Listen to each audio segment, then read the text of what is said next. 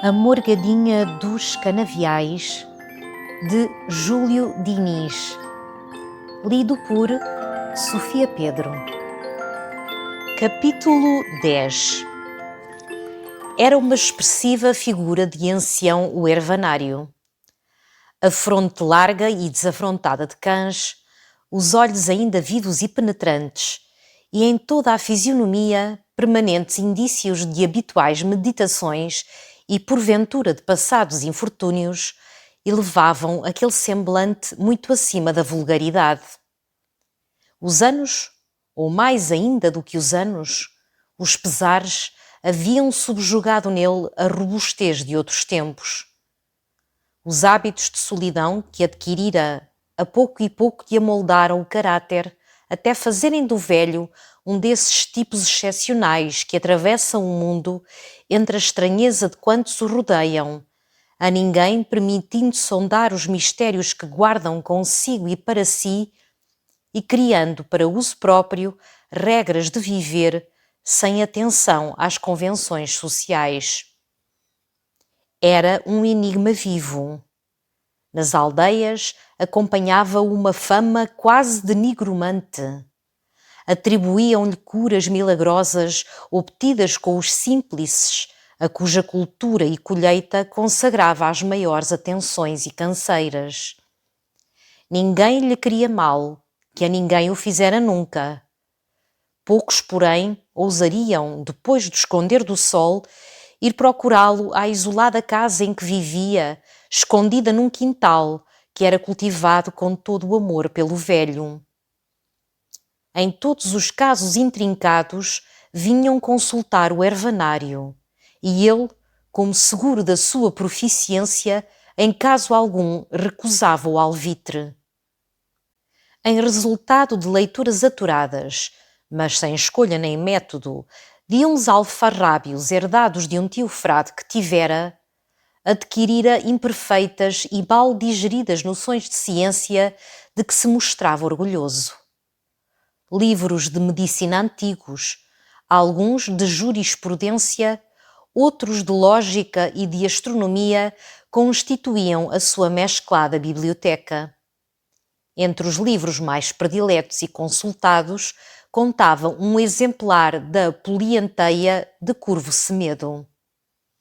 O ervanário principiara em criança uma educação tal ou qual que reveses de família haviam interrompido.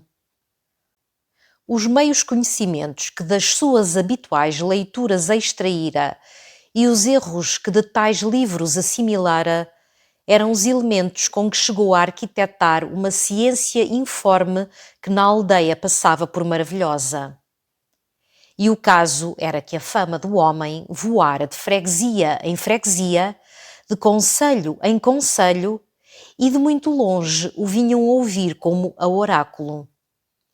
Os costumes do velho, que errava por vales e montes à procura dos símplices, cujas ocultas virtudes conhecia, as suas maneiras rudes, a austeridade da fisionomia, a franqueza sem contemplações com que dizia quanto pensava, tinham gravado fundo na imaginação popular aquele tipo, para ela quase lendário. Depois de se sentar à mesa, o ervanário estendeu familiarmente a mão a Augusto, que lhe apertou com afeto. "Bons dias, rapaz", disse o velho, e dirigindo-se a Madalena e Cristina, acrescentou com maneiras paternais: "Adeus, pequenas, grandes madrugadas hoje." Voltou-se depois para Henrique e fitou-o com olhos inquisidores e quase desconfiados, terminando por lhe dizer simplesmente: "Guarde-o Deus."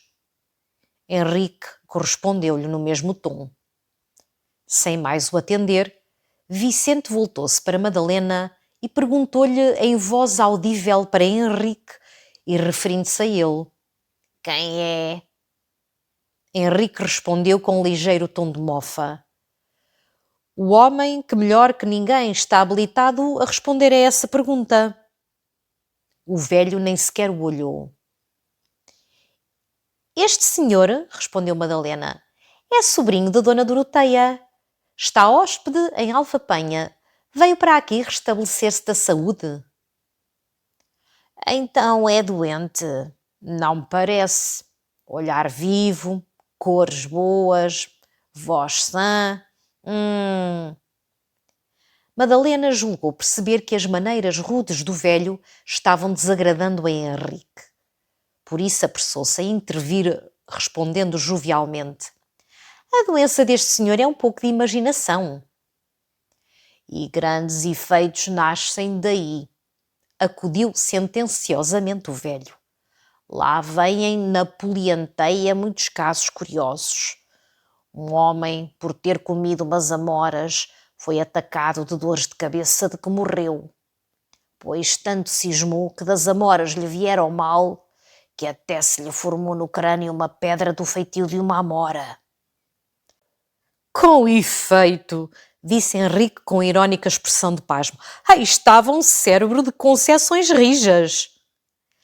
É divertido, disse Vicente com ligeiro sarcasmo e olhando para Madalena. Pelo contrário, acudiu a morgadinha, o seu mal é a melancolia, não é verdade? Eu já não sei qual é o meu mal. Estou quase a dar razão à tia Doroteia que lhe chamou mania. Mania e melancolia não são a mesma coisa, emendou o velho. Também lá na polianteia se diz isso bem claro.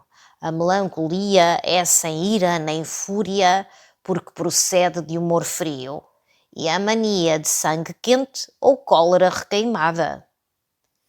De cólera requeimada? Deve ser uma coisa terrível, continuou Henrique no mesmo tom.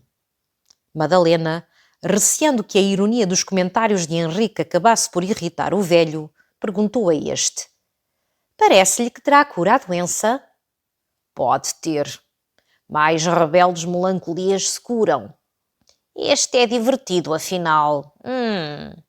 Mas contra tristezas e manias não há como folhas de ouro em caldo de frangão, com flores de borragem e de erva cidreira. Este é como aos calvos que vendem aos outros pomadas para fazer nascer o cabelo. É um argumento vivo contra a eficácia da beberagem que receita para as manias, disse Henrique a meia voz para Augusto, que lhe ficava próximo. O velho, que não tinha ainda dado mostras de ofensa pelas maneiras impertinentes de Henrique, corou desta vez e faz-lhe nos olhos um relâmpago de irritação. Havia-se sentido ferido no ponto mais melindroso da sua dignidade. Está bom, menino, replicou ele amargamente. Não diga mais para se não envergonhar depois. Eu calo-me. E desculpe-me se falei. Estou acostumado a ver pobres e ricos virem à minha casa pedir-me o favor de os atender. Ainda assim, aí vai mais um conselho, apesar de mos não pedir. Seja atencioso com a velhice, que não é baixeza nenhuma. Mas que é isto? Exclamou, mudando de tom e olhando para um redemoinho de folhas secas que o vento trouxera até perto dele. As folhas vêm deste lado. Então virou o vento. É verdade. Ah, sim, percebo. E depois de olhar para o ar, continuou. Mudanças tão repentinas, já me não agrada aquele azul e aquelas nuvens. E levantou-se. Dou-lhes meia hora e verão tudo isto coberto, e quem sabe o mais que virá. Aconselho-os a que vão descendo o monte, que não é seguro descê-lo quando as enxurradas engrossam. Eu, por mim, já me não demoro, que não tenho confiança na firmeza das minhas pernas. Oh, noutros tempos... Enfim, tudo tem de acabar. Adeus. E sem mais palavras, sobraçou a caixa de lata em que arquivava as ervas medicinais e outras substâncias que andava colhendo e partiu depois de dizer adeus a Augusto, a Madalena e a Cristina. Logo que o ervanário desapareceu, Henrique soltou uma risada em que parecia haver o que quer que era de forçado. É realmente curiosa esta antigualha, disse ele, que interiormente sentia já remorsos pela maneira por que tratara o velho. Ai, primo Henrique, que ainda está muito pouco preparado para viver na aldeia, disse a morgadinha. Tem uns melindres e uma maneira de ver as coisas. Tudo lhe parecem faltas de atenções, propósitos de ofender. Depois há um sarcasmo cruel nas suas palavras, a que os espíritos não estão aqui habituados e de que se sentem por isso feridos. Isso não é bom. Se vai assim, ou terá de nos deixar cedo, ou grandes desavenças suscitará por aí. Não repara que estes modos são próprios do campo? Perdoe-me, prima Madalena, mas confesso que nunca tive demasiado jeito para lidar com doidos. Devo confessar que este homem é um homem de bem, atalhou Augusto com voz firme e com uma severidade de expressão que até ali não mostrara ainda. Henrique voltou-se admirado e fitou-o em silêncio. Augusto arrostou firmemente aquele olhar. Não o nego, respondeu Henrique pouco depois. Mas, infelizmente, os homens de bem envelhecem como os outros e a extrema velhice traz a imbecilidade. Engana-se. Esse homem, apesar de algumas fantasias, tem ainda um juízo são e uma razão clara. Acha? Tornou Henrique já algum tanto azedado. Há de dar-me licença de não fazer obra por as suas apreciações, se me é permitido. Procede mal, redarguiu Augusto, porque eu conheço aquele homem há muito e o senhor acaba apenas de o ver pela primeira vez. Foi o senhor quem primeiro deu às suas palavras um tom irritante que desafiou uma digna correção. Não lhe ficaria mal se tivesse sido mais generoso. A consciência lhe está dizendo neste momento melhor do que eu. Lê fundo nas consciências dos outros. Não é difícil. Em todos os homens, a consciência tem uma só maneira de ser. Reprova sempre o mal, aponta sempre a culpa. Estou admirando a súbita loquacidade que se lhe manifestou. Até aqui supunha-o taciturno. Vejo que lhe mereço a fineza de abrir uma exceção aos seus hábitos de laconismo em meu favor. Muito agradecido.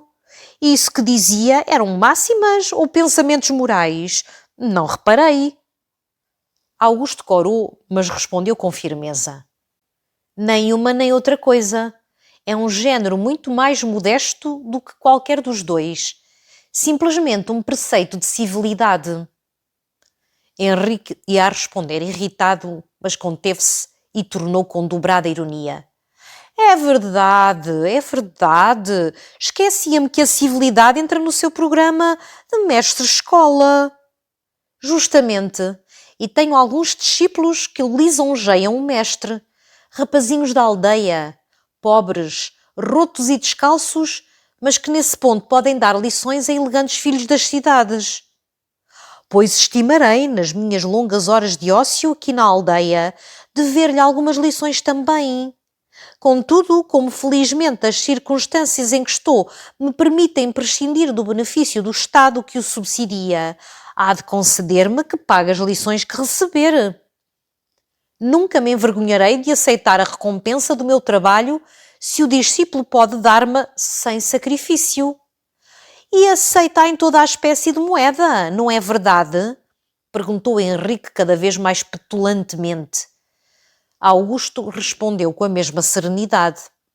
Não faço também escrúpulo nisso, contanto que me fico o direito salvo de pagar na mesma espécie de trocos quando julgar que os devo. O diálogo ia, como vamos vendo, de momento para momento, adquirindo mais acerbo caráter. Cristina, que já tremia de assustada, cingiu o braço de Madalena como para convidá-la a intervir. Esta não o tinha ainda feito por uma simples razão. Desconhecia Augusto. A audácia com que o via repelir as ironias do seu adversário, a firmeza inalterável com que lhe sustentava o olhar, o sorriso que em desdéns rivalizava com o dele, eram tão novos para a morgadinha que a surpresa que daí lhe vinha nem a deixava ainda perceber a utilidade de uma intervenção. O aviso de Cristina chamou-a, porém, à realidade. Tem-me querido parecer, ainda que me custa acreditar, que isso entre os senhores é uma altercação, disse ela por fim. Vejam que só têm por testemunhas duas mulheres que mal lhes podem servir de padrinhos se a contenda tomar outra feição. Por isso, não é muito para louvar a escolha que fizeram da ocasião para uma justa tão pouco amável. Perdão, prima Madalena. Reconheço a minha culpa e a grosseria do meu proceder. Mas aqui o Sr. Augusto, costumado a impor aos discípulos o seu pensamento, quis estender até mim este despotismo de magister. Ora, o meu pensamento pugnou pela sua independência. Desculpe. Supondo um homem de brio e de pundonor, julguei que me agradeceria se conseguisse modificar-lhe uma opinião desfavorável que levianamente formou de quem lhe não merecia. Vejo que prefere ser injusto. Seja-o. Pense o que quiser. Mas o que eu não sofro é que se diga diante de mim uma palavra contra um homem que respeito e de quem sou amigo sem que erga a voz para defendê-lo. Se não costuma fazer o mesmo por os seus, nem sente viva e irresistível a necessidade de o fazer, lastimo-o. É porque os não tem. Com mais paz de espírito se discutirá tudo isso depois, disse Madalena.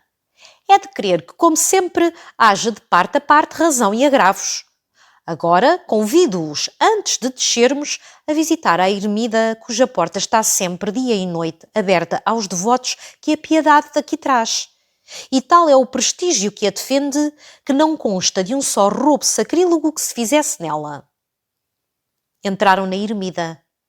Era um pequeno santuário todo forrado de azulejo antigo, com enegrecidas pinturas a fresco nos apainelados do teto, representando episódios da paixão. Os altares, adornados de colunas e florões de talha doirada, atestavam, nos muitos votos que neles pendiam e nos quadros cuja perspectiva deixava a perder de vista a dos desenhos chineses e que representavam milagres de todo o género, a fé ardente com que era adorada a imperfeita escultura da Virgem. E apesar de tudo, tinha este templo um ar de solenidade manifesto. De onde lhe vinha ele?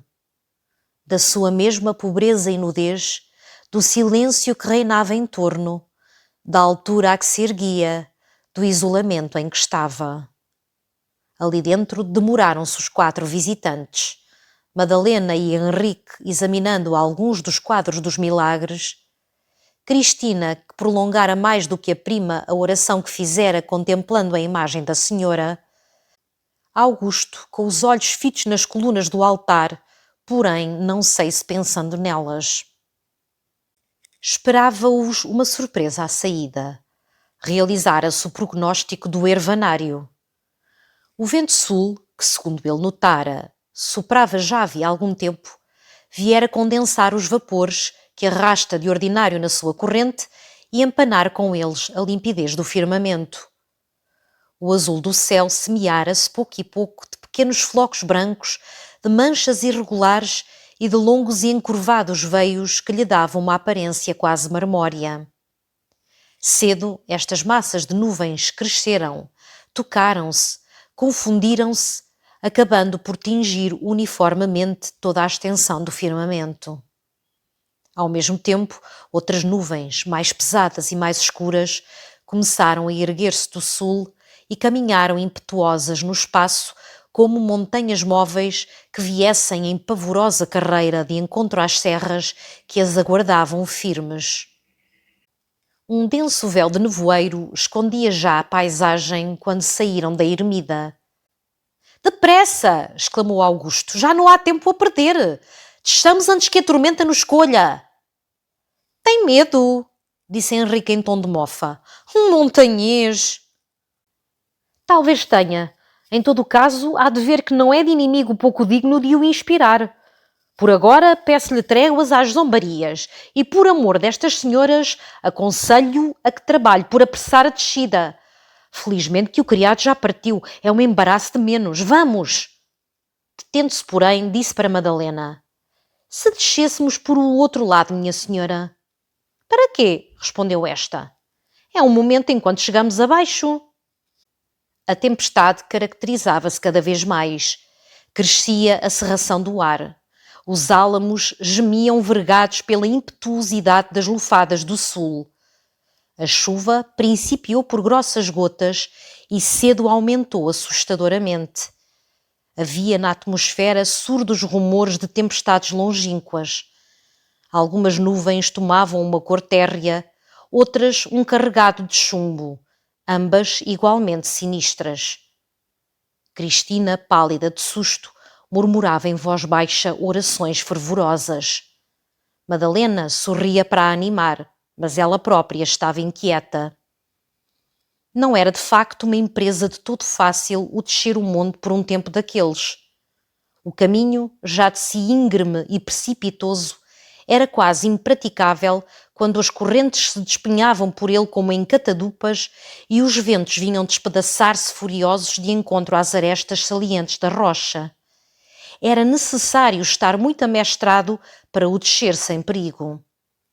Augusto era de todos o que melhor o conseguiria. Assim não tivesse de repartir os seus cuidados por tantos. De pequeno se costumara àquelas aventuras e já então seguia, sem vertigem, a mais estreita borda dos despenhadeiros do monte. A tudo, porém, atendia agora, desenvolvendo uma atividade e perícia que inspirava alento e confiança aos mais. Ágil como um animal montês, girava em volta da pequena caravana, de que tacitamente fora reconhecido chefe. Ora adiante, a dirigir os passos pelos lugares de mais fácil trânsito, ora à retaguarda a dar a mão a Madalena, que vira em embaraço, ou a amparar Cristina, a quem muita vez chegou a levantar nos braços para a fazer franquear um ponto do caminho em que ela parara, sentindo que lhe resvalavam os pés no declive e na umidade do chão. O próprio Henrique, que não era ao menos embaraçado do rancho, e nem isso admira, só a custo podia prescindir em certos lances do auxílio de Augusto. O amor próprio e orgulho do hóspede de Alvapenha iam um tanto mortificados nesta retirada inglória. Nenhum dos seus muitos talentos e aptidões de tanto valor no terreno, também escorregadio das salas de baile, lhe valiam para ali. Era evidente a sua inferioridade neste momento. Ora, Henrique não era homem que, tendo consciência disto, ficasse indiferente. Mas que remédio! Procuraria mais tarde uma compensação. Não descrevemos todos os episódios desta laboriosa descida, alguns dos quais somente a preocupação em que iam os ânimos impedia achar risíveis, porém que mais tarde deviam, como é costume, vir a ser alimento de animadas e joviais recordações. Assim foi que, a meio da encosta e em sítio em que lhes cortava ao lado do caminho que cautelosamente desciam, uma ribanceira quase a pique e iriçada de fragas salientes e ângulos de rocha, em cujas fendas e sinuosidades apenas os tojos e as giestas e algum pinheiro enfesado tinham conseguido vegetar, uma violenta rajada de vento, desprendendo a mantilha de Madalena, depois de a revolutear no espaço, arremessou-a ao abismo. Ficou suspensa nos espinhos das tojeiras, porém em lugar onde seria difícil o acesso de qualquer lado que se tentasse. Madalena, no momento, não pôde reter um grito que fez parar com terror Henrique e Augusto, que caminhavam adiante. Voltaram-se assustados. A morgadinha, com a cabeça descoberta, as tranças ligeiramente desordenadas, as faces um pouco pálidas, sorria já do seu exagerado susto. A rir, explicou o sucedido, pedindo perdão pelo sobressalto que involuntariamente causara. Descansa em paz, disse ela olhando para a mantilha, e acrescentou, sigamos. Mas não será possível tirá-la dali? Perguntou Augusto, examinando o sítio. Para quê? Não podemos demorar-nos agora com isso, respondeu Madalena. Eu deixo a cortar uma cana lá abaixo aos moinhos e volto num momento, insistiu Augusto, dispondo-se a executar o que dizia. Henrique notou sorrindo. O alvitre é de homem prudente. Cuidei que os montanheses não eram de tão bom aviso.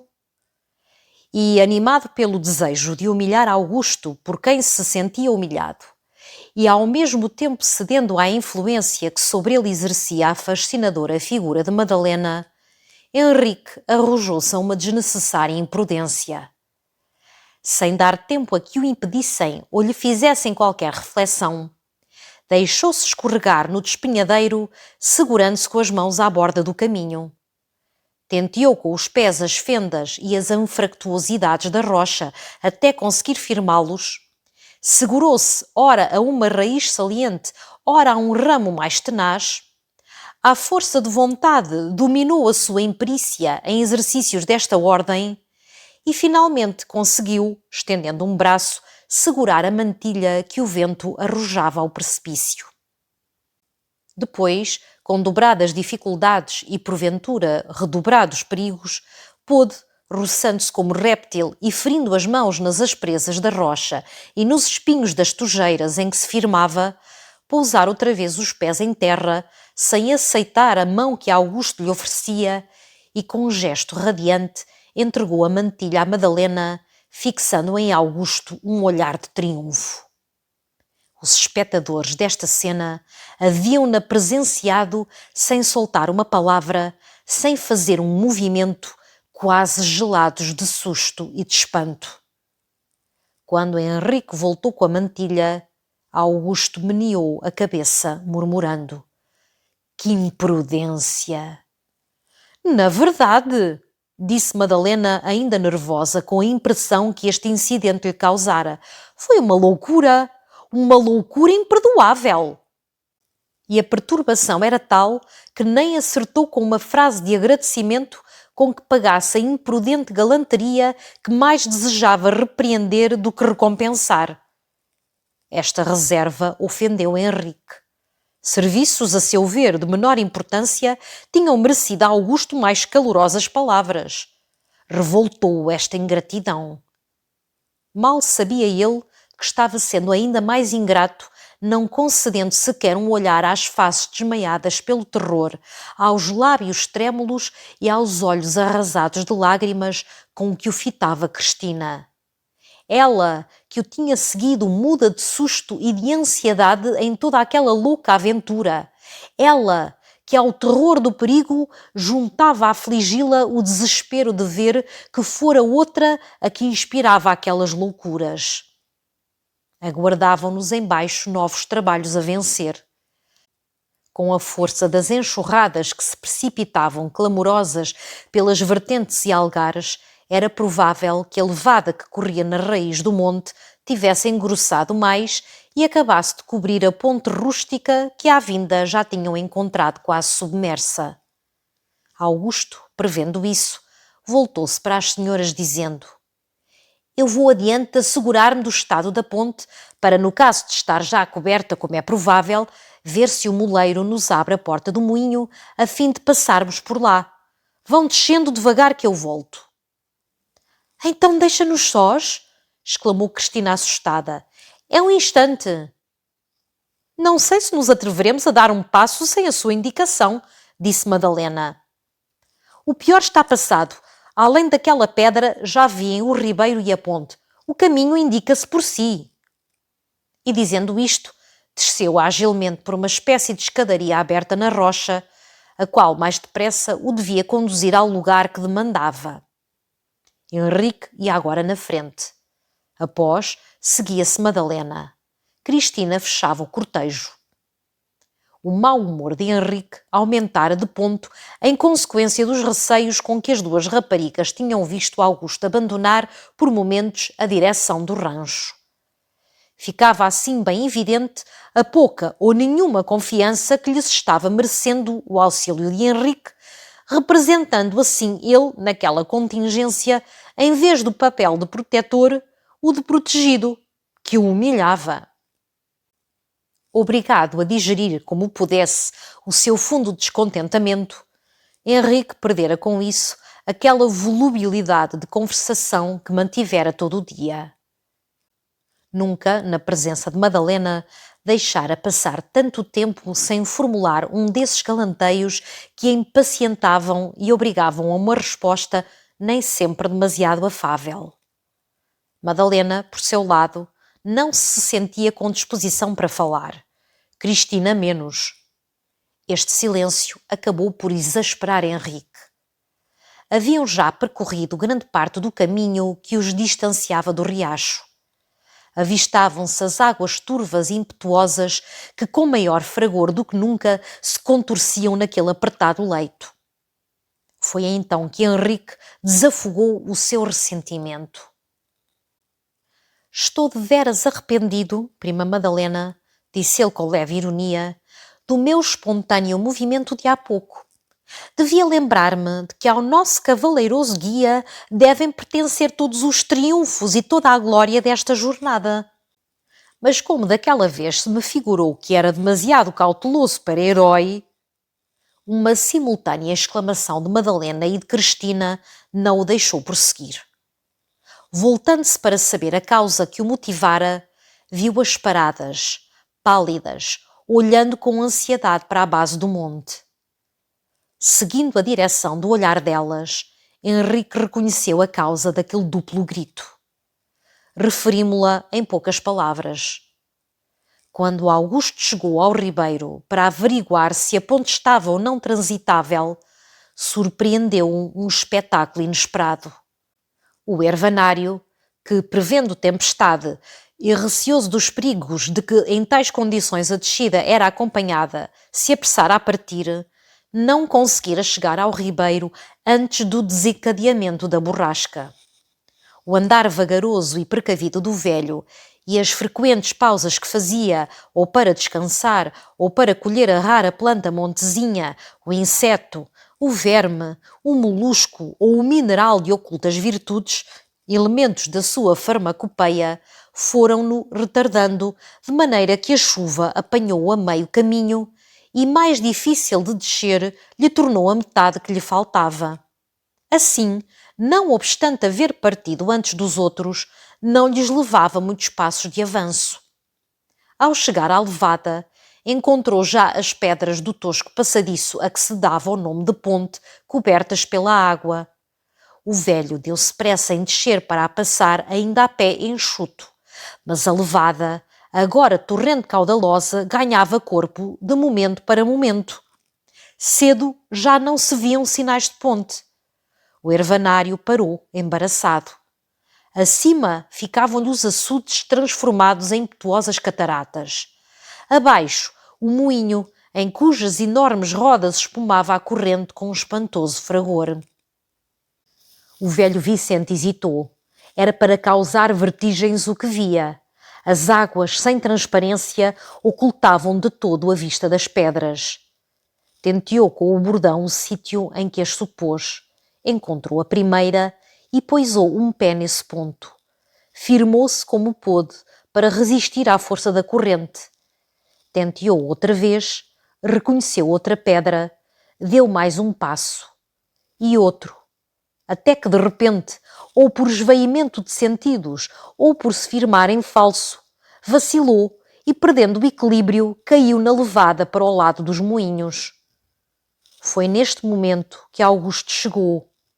Viu, pois, cair, viu estrebuchar, lutando com a impetuosidade das águas, reconheceu a urgente necessidade, para evitar uma horrível desgraça, de acudir sem perda de tempo ao pobre velho que a corrente arrastava para os lados do moinho.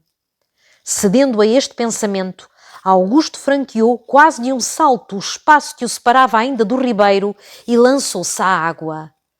Era a vez de Augusto revelar coragem. Henrique também a possuía, mas abusava dela ou, por vaidade, malbaratava-a em ninharias. Ainda nisto se revelava o seu amor de ostentação. Imaginava-se sempre num palco, diante de espectadores que o viam e aplaudiriam se desempenhasse bem o papel de homem perfeito. Fraco perante doenças imaginárias, arriscaria para evitar o ridículo a própria vida, assim como sufocaria, porventura, um impulso generoso que não pudesse harmonizar-se com a convenção que se chama elegância. Eram estes os defeitos que Madalena adivinhara nele. Augusto era diferente. As suas grandes qualidades guardava-as com modéstia dos olhos estranhos para somente as revelar quando pudessem ser úteis. Ao ver cair a mantilha de Madalena, não arriscou temerariamente a vida para a buscar. Procurava com placidez os meios de o fazer com mais segurança, embora com menos romanticismo. Mas para salvar uma vida, para obedecer a um instinto verdadeiramente nobre e generoso, nada o fazia recuar. Logo que Augusto voltou à terra e auxiliou o ervanário a subir para a margem, Madalena, respirando enfim com desafogo, respondeu às anteriores palavras de Henrique, dizendo em suave tom de censura: Bem vê que nem sempre é cauteloso o nosso guia, primo Henrique. Sabe também arriscar a vida quando uma razão de humanidade lhe o pede. A sua imprudência de há pouco, agradeço-lhe, mas não posso aprová-la. Confesse que não foi tão justificada como esta. Henrique tinha a razão clara bastante e a consciência justa para ver que, apesar da sua façanha cavalheiresca, ficara, desta vez ainda, inferior ao seu companheiro. Qualquer que fosse o desgosto que a descoberta lhe produzisse, é certo que teve sobre a rebelião dos maus instintos poder suficiente para se obrigar a ir apertar a mão a Augusto. O velho Vicente estava pálido e extenuado pelo esforço da luta com a corrente. Ainda assim, abraçou também Augusto, dizendo: Agradeço a Deus o haver-me dado esta ocasião de te dever a vida, rapaz. Era um prazer que desejava levar da terra quando a deixasse. Madalena e Cristina rodeavam o velho de cuidados. Apareceram, enfim, do outro lado do ribeiro, os criados enviados por Dona Vitória com guarda-chuvas e roupas de agasalho. Com eles vinha também o moleiro, a quem mandaram chamar para dar passagem pelo moinho, visto estar obstruída a ponte, e ao mesmo tempo para que as senhoras pudessem aí dentro mudar de fato. Augusto seguiu o ervanário a casa. Passada meia hora, saíram também do moinho os outros todos, depois de haverem renovado a roupa que a chuva repassara. No mosteiro, Dona Vitória recebeu a filha e a sobrinha com muitas exclamações e ralhos por não terem ido prevenidas com guarda-chuvas como ela lhes recomendara. Estas iras cedo se derivaram sobre os criados, a quem, entre outros delitos, atribuía o de a não haverem avisado de que na véspera passara por ali o caldeireiro ambulante, repenicando nos seus arames, o que, sendo o prognóstico infalível de chuva, faria com que ela, sabendo-o, se opusesse a tal passeio. Em Alvapanha, Dona Doroteia e Maria de Jesus não levantaram menor celeuma ao verem chegar Henrique. Fizeram-no meter na cama, cobriram-no de cobertores, emborcaram-no de pantes, e tais medos lhe insinuaram que as apreensões patológicas de Henrique agitaram-se e tentaram reapossar-se da sua antiga vítima.